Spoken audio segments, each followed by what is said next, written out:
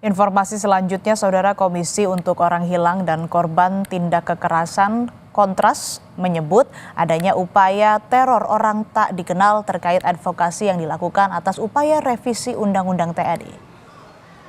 Hal ini disampaikan oleh Kepala Divisi Hukum Kontras, Andri Yunus, yang menyebut kantornya datangi orang tak dikenal dalam beberapa hari terakhir ini. Kontras menduga tindakan ini dilakukan sebagai upaya teror yang dilakukan pihak tertentu atas kerja-kerja aktivis Kontras dalam mengawal upaya revisi Undang-Undang TNI. Upaya teror terhadap kerja-kerja yang kami duga berkaitan dengan advokasi revisi Undang-Undang TNI itu diawali sejak hari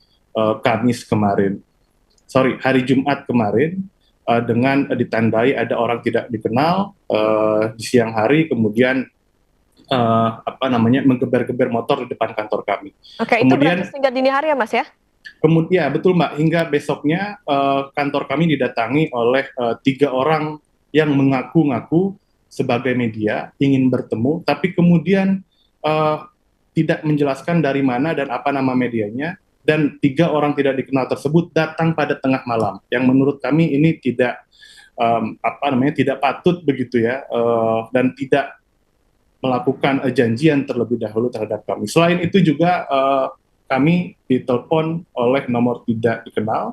Ibu, kami dari Koalisi Reformasi Sektor Keamanan, pemerhati di bidang pertahanan, kami menuntut agar proses pembahasan. Sebelumnya, Koalisi Masyarakat Sipil untuk Reformasi Sektor Keamanan menggedor pintu rapat panja RUU TNI yang digelar di Hotel Fairmont, Jakarta.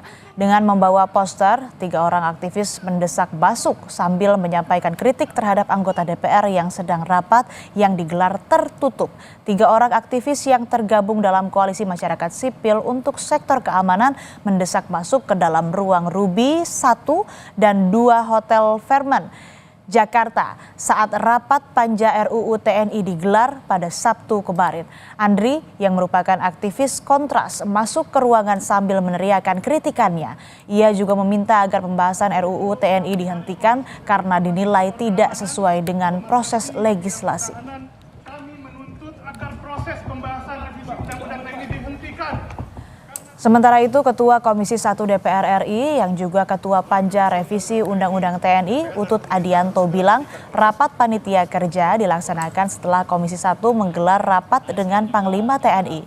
Menurutnya, rapat panja dilakukan untuk membahas tiap pasal yang telah diusulkan DPR ataupun pemerintah. Kata Utut, dalam panja hanya dibahas 3 klaster, yakni kedudukan Kemhan dan TNI, lingkup baru bagi TNI aktif, serta usia pensiun prajurit. Setelah itu kan panja. Apa panja?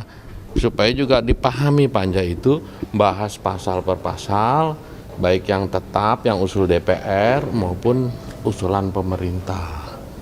Kalau ditanya klasternya 3, soal kedudukan Kemhan dan TNI, kemudian soal lingkup baru yang TNI boleh tetap aktif, terus yang terakhir soal usia prajurit.